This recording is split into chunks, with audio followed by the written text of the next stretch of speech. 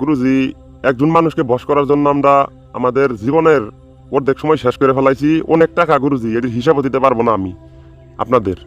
এরকম কিছু প্রশ্ন করে আর কিছু প্রশ্ন করে যে গুরুজি অনেক কাজ করছি, কোনো ফলই পাই নাই। কিন্তু আজকে গুরু খুরশেদ আমাদের এই বশীকরণ থেকে আমি আপনাদেরকে একটা জিনিস বলি, আপনারা একটু মনোযোগ দিয়ে শুনবেন।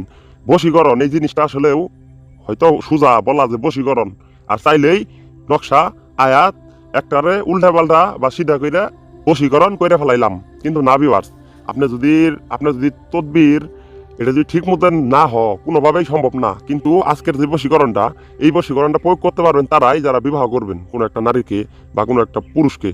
কিন্তু এমনিতেই যে নাজায়েজভাবে একজন মানুষের যে আপনি ব্যবহার করবেন কিছুদিনের জন্য বশীকরণ কইরা, তাদের জন্য আজকের বশীকরণ না। কিন্তু আজকের বশীকরণ কাজ হবো, আপনার সময়ের মূল্য আপনি অবশ্যই পাবেন। আমার কথা না ভিউয়ার্স, আজকের এই বশীকরণটা যদি আপনি কোনো ব্যক্তির প্রতি অতিরিক্ত মাত্রায় আসক্ত হয়েছেন, যতটুকু আপনার হওয়ার কথা না। কারণ একজন মানুষের প্রতি আপনি অতটুকু পাগল হন যতটুকু সে আপনাকে ভালোবাসে, কিন্তু না, আপনি তার জীবন প্রাণ মন সবকিছু দিয়ে দিচ্ছেন। কিছু কিছু মানুষও কান্নাকাটি পর্যন্ত করে, অনেক খারাপ লাগে, আল্লাহ তাদেরকে রক্ষা করুক। কিন্তু আমার কথা শুনেন, আপনি যদি সঠিক নিয়মে সঠিকভাবে সঠিক প্রয়োগ না করুন বশীকরণ, কোনোভাবে তো সম্ভব হবো না যে বশীকরণ করার জন্য আপনারা কেউ যে আপনি নিজে সম্ভব করতে পারেন না। যেমন আমি আপনার বলতেছি, এই ভিডিওটা দেখবেন, পুরো ভিডিও আপনার কাজ হয়ে যাবে বশীকরণ, কিন্তু আপনার মনোযোগ থাকবো না। আপনার মনোযোগ যেদিক যাইছে ওই দিকই। কিন্তু অন্য তান্ত্রিকেরা, কবিরাজ ভাইয়েরা বেশিরভাগ মানুষই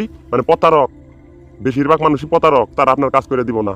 কিন্তু আজকে আমি আমাদের এই চ্যানেল থেকে আমি কথা দিলাম, মাগরিব এবং কি এশার নামাজের এই সময়ের মাঝখানে একটু 1-1.5 ঘন্টা সময় থাকে, 1 ঘন্টা 30 মিনিট 40 মিনিটের মতন। এই সময়ের মাঝখানে যদি কাঙ্ক্ষিত ব্যক্তির নাম আপনি মাথার ভিতর ঢুকাইয়া আল্লাহর প্রতি প্রার্থনা করে সুন্দরভাবে বসে যে কোনো সময়, এটা আপনি শুদ্ধ পশু আপনার অজু করতে হইব, এটা যে কোনো দিন করতে পারবেন। মাগরিব এবং কি এশার নামাজের মাঝখানে সময়ের মধ্যে যে কোনো দিন আপনি বসে লেখা আপনি শুধুমাত্র মাটির ভিতর আপনি দাফন করে যদি রাখেন, পিছন দিক তাকাবেন না, যে আপনি আসার সঙ্গে সঙ্গে এই কালামের বা এই বশীকরণের বা এই ভিডিওর আপনি ফল পাবেন যদি আপনি করেন।